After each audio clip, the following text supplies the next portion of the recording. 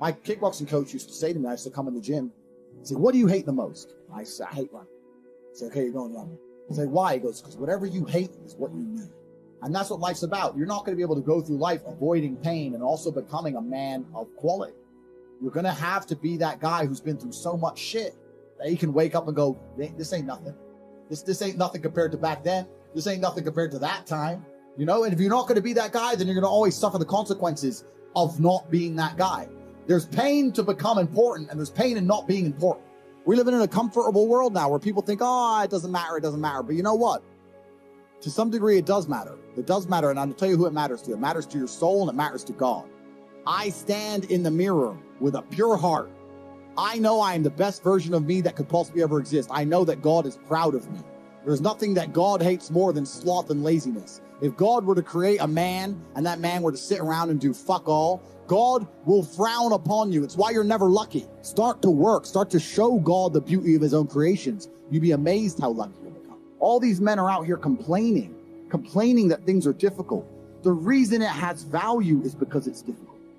If it was easy, everyone would have it and it wouldn't have any value. The fact that it's hard to do is the reason it has a value in the first place. How are you going to complain that it's hard to be the man, but then also understand that being the man has value? They are linked. You cannot separate the two. It's a logic fail.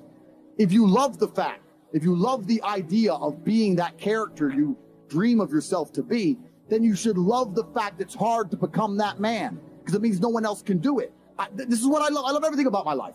I know the shit I've been through to become who I am, and I wouldn't trade a second of it. There's a whole generation of men who have been raised without being prepared for war, because that's what life is. It's a war for resource, it's a war for females, it's a war for attention, it's a war for domination. It's war. And as a man, you have to establish yourself in a hierarchy of men. There is a global hierarchy of men. And there are men out there right now who are born with every genetic advantage, and they're 7'2" NBA players made of muscle. And that's life. And there's men out there who are 5'5" and they're not. But that doesn't make a difference. You still have to find a way to fight and compete. If you don't make yourself valuable, you have no value. You have to get up and do it. This is how life works, right? If you even, let's take cars. You're driving at 200 miles an hour. You don't feel it. It's accelerating to 200 miles an hour that you feel. You don't feel once you're doing the speed. You feel the acceleration. It's the acceleration that's exciting. You need to feel the change in your life to benefit from it. Most of the time, you don't feel like doing the things you're supposed to do. But the true masculine frame throughout history was doing the things they didn't want to do, but they knew they had to do because they had honor and duty. That's what honor and duty means. Do you think the men on the Titanic wanted to stay on the fucking Titanic? No, we're men. We have to stay. We're scared, but we must. It's our duty. It's on the other side of fear that you're going to garner the respect of other individuals. You have to do things that they're afraid to do, meaning most likely you are also afraid. I've done a bunch of shit I was afraid. I was afraid 87 times before I got in the ring cage. It's scary. I lived a scary life. But by going through all of that, I am now respected. You have to learn to face your fear. And I'm not saying not be afraid, because that's not brave. If you do something and you're not afraid, you're not brave. You have to be afraid and do it anyway. That's what courage is. So I'm not saying you can be as scared as you want, but you still have to go. You're not going to have a big life that's a calm ocean. You need to learn to just surf the waves and laugh, because most people just collapse under the pressure. Stress tolerance is a massive indicator of how successful you're going to be. When you're young, go out there and get stressed, get upset, have those sleepless nights. At 17, 18, you should be panicking. And that's going to give you a stress tolerance level that allows you to grow into an adult which can handle a big life. The only thing you can actually really truly control is what you think. So why are you not controlling your own mind? It's your asset. It's your ally. It's your friend. Why would you make an enemy out of the only thing you have control over? I refuse to do that. It doesn't make sense to me. You don't even need to be brave enough to become brave by yourself. You need to be around men who are already brave. Everyone else around you, when you say you feel a certain way, if they don't check you, then why you hang around with them? When men get together, there's a magical force that makes us feel brave, makes us feel powerful. So when I talk to these dudes like, oh, but you know what, Tate? Yeah, I agree, but you know, it's hard. It's hard. Of course it is. It's supposed to be. And if you're not cut out for it, then fuck off and live a normal existence and die. Letting other men enjoy the spoils of being a man and fucking die. If that's what you want to do, just sit there and exist, fade into history unremembered. That's your decision. Names a single attribute for masculinity which is going to come from a place other than trauma. I talk about this all the time. People say I've had a traumatic life. So, well, then you're very, very fortunate. You had a traumatic life. Now, you may have misused that trauma. You may have misplaced it. You may have accepted the matrix telling you that you now have an excuse to fail, as opposed to using it to grow. But every single man of value went through trauma, and they went through pain. It's going to be painful to get strong, painful to get rich, painful to become important. It's going to be painful to become good with women. Your hearts get broken a bunch of times. You have to be prepared for the pain. If you're not ready for pain, you're never going to be anything. This is down to you. And listen, you may feel fired up for 10 minutes after this little talk. You're not going to feel fired up forever. You need to put systems in place. You need to get discipline. You need to get an atmosphere of people around you who are going to keep you accountable and not make it easy for you to continue to be a fucking nobody. And then you're going to fix your life. Otherwise, you're going to stay nobody. That's your problem. It ain't mine. What you can't do is devalue yourself or your attention in any way. What happens now in the modern world is that men's attention no longer has value. In the 1950s and 60s, if a girl got the attention of a good-looking guy, it meant something. Because how many times can she get the attention of a good-looking guy? She walks down the street, whatever. In the world of Instagram and Facebook and social media, a girl's getting blown up. So what does your attention have? Your attention has no value. So the way you give it value is, one, becoming a higher value man. But another way you have to make sure your attention has value is you don't throw it away, because it suffers from inflation like anything else. And this is how you end up with guys who are buying presents, taking girls on holiday, doing everything for them, but their attention is so low value that it means less than one text from me after 3 months. Being smart, being witty, all these things help. But this is the reality of life as a man, is that you have to build your value. People say to me all the time, oh yeah, Tate, you get girls. I said, I got girls because I became a kickboxing world champion. That's thousands of hours in the gym. I wasn't born with some magic. I wasn't born with some tool. It was like, I had to do it myself. So you have to build it as a man. This is just the unfortunate reality. If you're not prepared to do any work at all, you're gonna suffer. So you can't hack. You can't hack having a personality. You can't trick a girl into thinking you're something you're not. If you want a woman to really respect you, then be a man worthy of respect. It's really that simple. And on top of that, one of the easiest ways to be a man worthy of respect is to refuse to take disrespect. You can be nice to women. I'm not saying don't be nice. The idea of being nice in and of itself has no value, because nice is something which is intangible. Nice is something that can be fabricated, right? You or I can go out there and be nice. We can be nice to people we don't like. Anybody can be nice. So if there's no scarcity attached, how can I have a value? Something like status is very hard to fake, right? Something like that Lambo is very hard to fake. All these things are very hard to fake, but nice can be faked. But the point is, when a guy comes along trying to be nice, I think women instinctively kind of look at you and go, look, you just met me. You don't know me. And you're being extremely nice to me. And that, to a degree, I think warns them. That's deceptive on some level. I think that's the reason they're semi-repulsed by it. Like, you knew me an hour ago and you're being all nice to me. And what do you want? Well, we know what we want, but she knows what we want. Yeah. So the whole thing just looks fake. It doesn't look genuine. And integrity and being a genuine person is not just something that women respect with men. It's something that people respect in other people. So it's good when a woman meets you to know that you're a genuine individual, a nice guy. There's a huge advantage in life to being likable. That is a skill that most people should cultivate, being likable. In the real world, the people who dislike me are people I've decided it's okay for me to dislike. Or pure violent haters, which every man gets, right?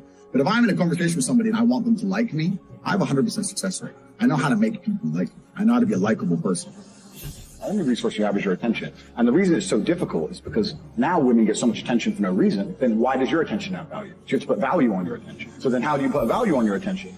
What did we talk earlier about how trauma can mold you? And trauma can be a fantastic thing. Heartbreak, depression, sadness, these are all fantastic motivators.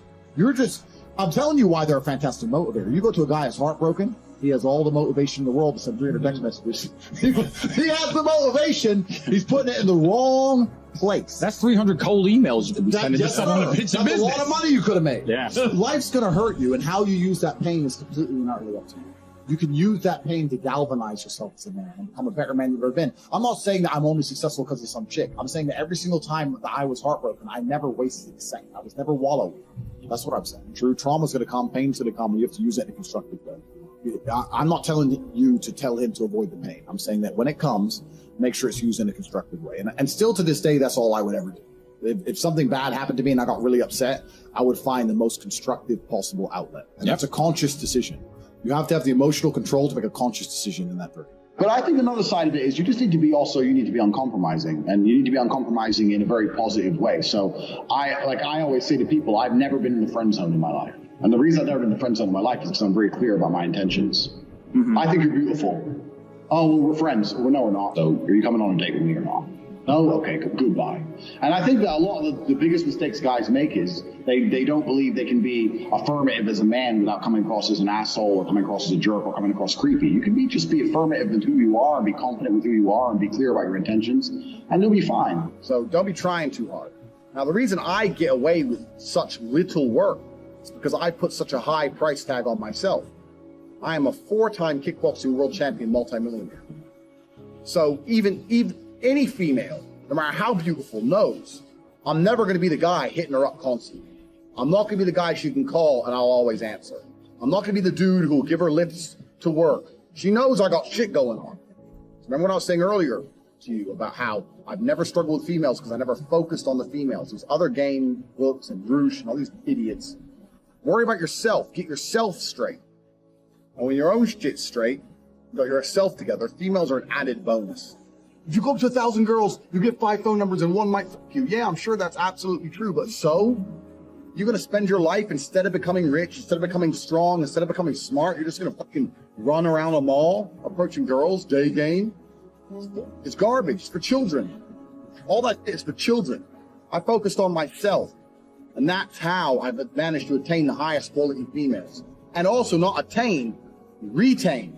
And sometimes that's difficult. Let me tell you something. She might be talking to a real G. If she's talking to me, you're going to struggle to make her like you more. That's the truth.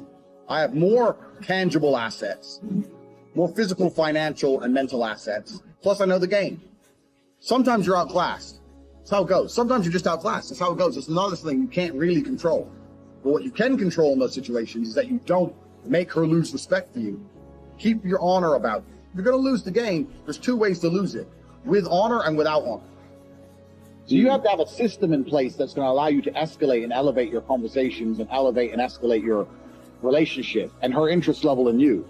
If you're going to sit there and just message girls, you might be on lockdown for the next 6 weeks. Like, how are you every day? How are you? Fine. You? What are you doing? At home? You? Home? So you got to have a little bit more strategy than that. You know what I mean? But then you have to understand, you're always in competition with other dudes. If a girl's messaging you, she's messaging 20. So why does she like you and not the rest? I mean, it's not easy as a man nowadays. It's really not easy as a man. It's getting harder and harder. I'm not saying that you can't hit hot girls. I'm just saying that the hot girls are certainly aware of their worth. And Instagram gives them unlimited dating pool. Like, one of my girls has 69,000 followers on Instagram. Her Instagram account's on my phone, so I can see it anytime. And she gets a message every 6 minutes, maybe. And she's had messages from verified NFL stars, Chicago Bulls, all this. So, like, if you're a hot girl, like, if you ever feel lonely, you click your Instagram inbox, you scroll through, and you decide who you want to reply to. Yeah. You know, like, these girls are never lonely, and they're never not talking to someone. And this is the element that most men forget, and this is something I try and drive home in the PhD course. The reason it's so hard for a man is you're not trying to make her like you. You're trying to make her like you more than she likes the guy she was talking to before you. Yeah. So you're always in competition all the time. Yeah. And the competition as a man is near unlimited. And that's something you have to keep in mind. That you have to be on the ball and you have to be ruthless with it. You've got to have your game in check. And you can get to a point where if you're really smooth with it, it gets easy.